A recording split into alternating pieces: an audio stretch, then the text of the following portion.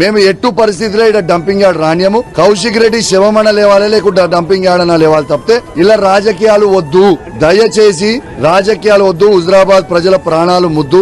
ఏది ఏమన గాని అందరం ఈ ప్రాంతానికి సంబంధించిన బీజేపీ, కాంగ్రెస్ అన్ని పార్టీ వాళ్ళు కూడా మద్దతుని కలిసి మన అందరం కూడా దీన్ని రద్దు చేసి పరిధిలో వద్దు అంటున్నారు. మరి ఎక్కడ ఏర్పాటు చేయాలంటే ఏం సూచన చేస్తారు? ఇలా ప్రజలు నివసించే దగ్గర వద్దు, ఏడన్నా జంగిల్లో చేయరి, ప్రజలు లేని దగ్గర తీసుకుపోయి చేయండి తప్పితే మా హుజరాబాద్ లో మాత్రం ఎటు పరిస్థితిలో ఈ డంపింగ్ యార్డు వద్దు. మా హుజరాబాద్ లో ఏర్పాటు చేస్తే పరిశ్రమలు, ఇండస్ట్రీస్ ఏర్పాటు చేయండి, లేకుంటే ఐటీ ఇండస్ట్రీ కంపెనీస్ ఏర్పాటు చేయండి. ఇవాళ పెద్ద పెద్ద ఇండస్ట్రీస్ ఏవైతే సీడ్ ప్లాంట్స్ ఉంటే అవి ఏర్పాటు చేయండి. కానీ ఈ డంపింగ్ యార్డ్ ఏర్పాటు చేసి ఉండేది మా దగ్గర.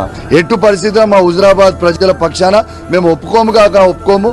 నేను ఆల్రెడీ మా 2,50,000 మంది గొంతుని నేను అసెంబ్లీ సాక్షిగా కూడా వినిపించడం జరిగింది. ఖచ్చితంగా ముఖ్యమంత్రి గారి దృష్టికి తీసుకుపోవడం జరిగింది. ఇన్ఛార్జ్ మంత్రి అయిన తుమ్మల నాగేశ్వరరావు గారికి, ఇలా జిల్లా మంత్రులైన శ్రీధర్ బాబు గారు, పొన్నం ప్రభాకర్ గారు, ఇలా లక్ష్మణ్ కుమార్ గారు కూడా ఇవ్వడం జరిగింది. దయచేసి దండం పెట్టి చెప్తా ఉన్నాను, కౌశిక్ రెడ్డి మీద కోపం ఉంటే ఈ అంబేద్కర్ చౌరస్తాలో ఉరిదీయండి, కానీ ఈ డంపింగ్ యార్డ్ మాత్రం ఎత్తేయండి అని నేను విజ్ఞప్తి. ఇవాళ కాంట్రాక్ట్ టెండర్లు కూడా ఎవరు కూడా కాంట్రాక్టర్ వేయొద్దు. టెండర్ కాల్ఫార్ చేసిన రేపు వేస్తే మా హుజరాబాద్ నియోజకవర్గ ప్రజలు తిరగబడతారు. రేపు మీ మంచికే చెప్తా ఉన్నాను, మీరు ఇబ్బంది పడకూరి, మమ్మల్ని ఇబ్బంది పెట్టకండి. ఎట్టు పరిస్థితుల్లో డంపింగ్ యార్డ్ ని మేము ఏర్పాటు చేయనీయం గాక చేయనీయము.